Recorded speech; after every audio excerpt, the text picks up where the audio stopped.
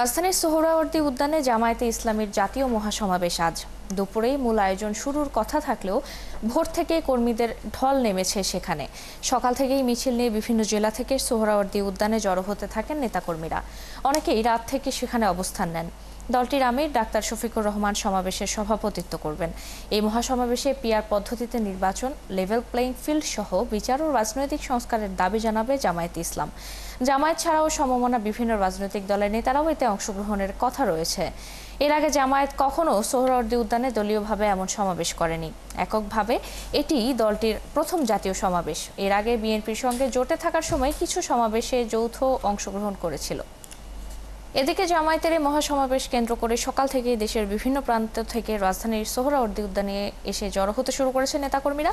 সেখানকার সবশেষ পরিস্থিতি জানাতে আমাদের সাথে যুক্ত হচ্ছেন সহকর্মী সুমন তানভীর।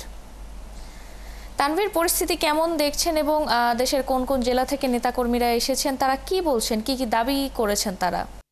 ফারজানা, সারা রাত আসলে অক্লান্ত পরিশ্রম শেষে কেউ আসলে চাঁপাইনবাবগঞ্জ, কেউ রাজশাহী, কেউ সিলেট, কেউ বা চট্টগ্রাম থেকে এসে দিন শেষে এই সমাবেশ স্থলে জড়ো হয়েছেন এবং আপনি নিশ্চয়ই দেখছেন যে প্রায় উৎসবমুখর পরিবেশে সমাবেশ স্থলের কিন্তু আনুষ্ঠানিকতা শুরু হয়ে গেছে। আমাদের যেটি জানানো হয়েছিল যে 10টা থেকে সমাবেশের আনুষ্ঠানিকতা শুরু হবে, কিন্তু আমরা দেখলাম যে 10টার আসলে প্রায় 10 থেকে 12 মিনিট আগেই সমাবেশ স্থলে এখন যে দেখছেন আসলে সাংস্কৃতিক প্রোগ্রাম, অর্থাৎ বিভিন্ন ইসলামিক গান, গজল এবং দলের যে গানগুলো আছে সেই গানগুলো গাওয়া হচ্ছে এবং এই আয়োজন কিন্তু আসলে চলবে, বেশ খানিকক্ষণ চলবে এবং মূল নেতারা আসলে বক্তব্য দেবেন। যে বক্তব্য শোনার বিভিন্ন প্রান্ত থেকে এই জামাত ইসলামের নেতাকর্মীরা সোহরাওয়ার্দী উদ্যানে জড়ো হয়েছেন।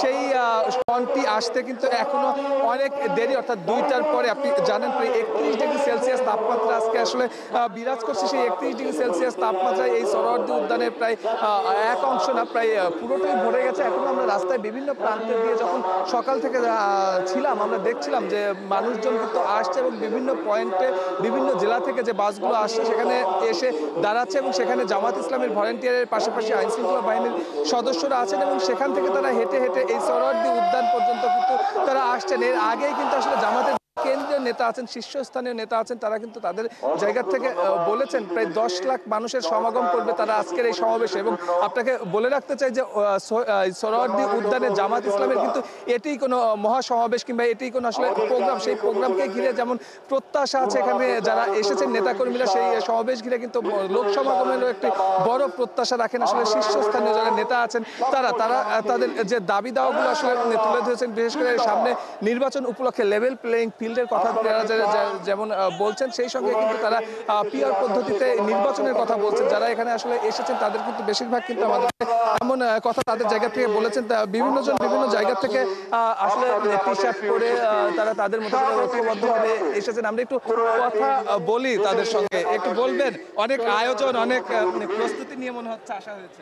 জি, আমি আসছি নওগাঁ 3 আসনের মহাদেবপুর বদলগাছির এমপি মনোনীত প্রার্থী আলহাজ মাহফুজুর রহমান ভাইয়ের এলাকা।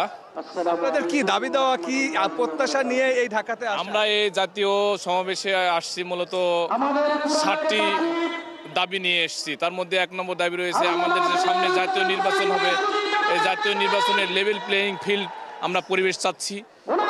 ছিলেন ওনাদের লেভেল প্লেইং ফিল্ড সকাল থেকে অনেকের মুখে শুনছিলাম, আপনাদের কাছে একটু শুনতে চাই।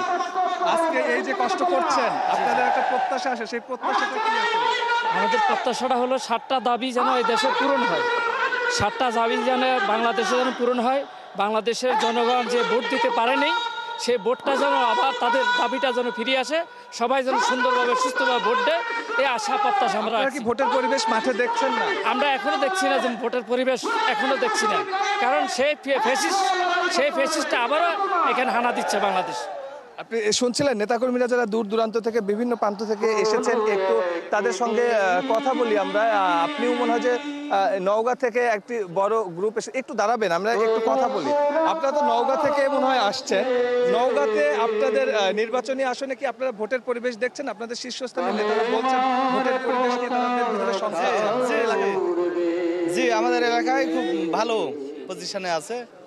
ইনশাল্লাহ আমরা সবাই ভোট দেব, সুষ্ঠু মতো ভোট হবে, এটাই আমাদের আশা। ভোট খুব দ্রুত হোক, এটাই তো চাওয়া প্রত্যাশা থাকার কথা নাকি? জি, ভোটটা খুব দ্রুত হয়ে যাক, সেই প্রত্যাশাই তো থাকার কথা নাকি? না, সংস্কার হওয়ার পরে ভোটটা হোক ইনশাল্লাহ, সেটাই আমরা চাই।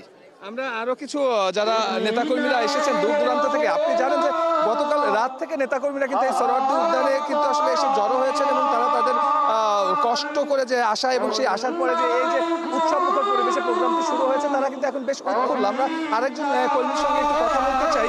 আপনি বলবেন যে আপনাদের আসলে মূল দাবিটা কি? আপনারা বলছেন লেভেল প্লেইং ফিল্ড, আপনাদের এলাকায় কি লেভেল প্লেইং ফিল্ড নেই? কোনো সমস্যা হচ্ছে? না, আমাদের মাঝে কোনো সমস্যা নাই। আমরা নেতৃবৃন্দ যে নির্দেশনা দিয়েছে সেই নির্দেশনা অনুযায়ী আমরা এখানে সমাবেশের ডাক দিয়েছি, সেখানে আসছি। আমরা কারোর সাথে সংঘাত নাই, গন্ডগোল নাই, শান্তিপূর্ণ সমাবেশ করব, আমাদের কাজ আমরা শেষ করবো। আপনি শুনছিলেন প্রত্যেকজন নেতাকর্মীরাই কিন্তু একই কথা, শীর্ষস্থানীয় নেতারা ধন্যবাদ বলেছেন। তানভীর আমাদের সাথে যুক্ত হওয়ার জন্য। দর্শক, সোহরাওয়ার্দী উদ্যান থেকে জামায়াতের মহাসমাবেশের খবর জানাচ্ছিলেন সহকর্মী সুমন তানভীর।